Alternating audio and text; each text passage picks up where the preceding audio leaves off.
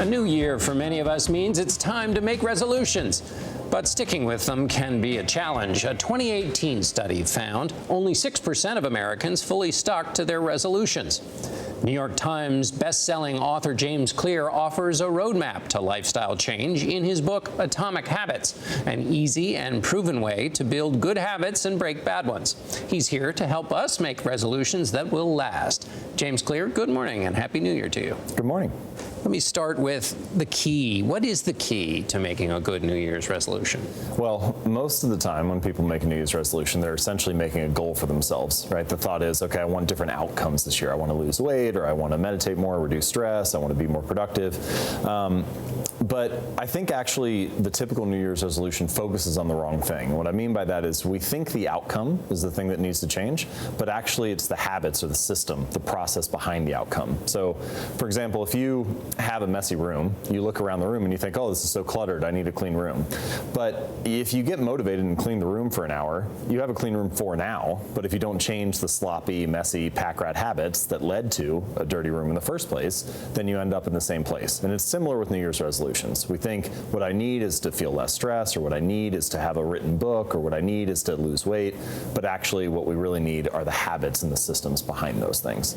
Yes, I won't ask you about to have a written book, which is a little bit too personal to me, but if it's clean the room, let's say, or lose weight, how then do I wire my life with good habits? So I think the first thing to focus on is not the outcome that you want, but the type of person you want to become. So if you take losing weight, a lot of people may say, oh, I want to lose 40 pounds or something like that.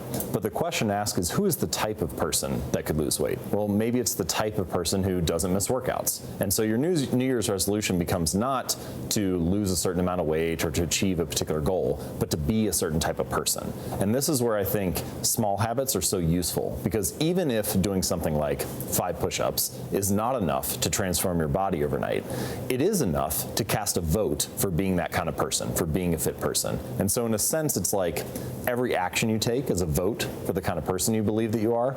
And so the first task is to start casting votes for that new identity, and then worry about ramping up the intensity later. And is the key word there action? You're giving yourself an action item, whereas clean the room or be a clean person or be a thin person, those are gargantuan big things. Making Certainly. an action. So you translate that identity that you're looking to build into a small action, a small vote that you can take. So, things like doing 5 push-ups, writing 1 sentence, meditating for 60 seconds. These don't sound like ambitious New Year's resolutions, but all of them cast a vote for being a fit person or becoming a writer or being a meditator. And ultimately, when you get to the end of the year, what you want is not to have a particular result, but to look at yourself in a new way. All right, we'll vote not just in November, but with our actions. James Clear, thanks so much. Thank you.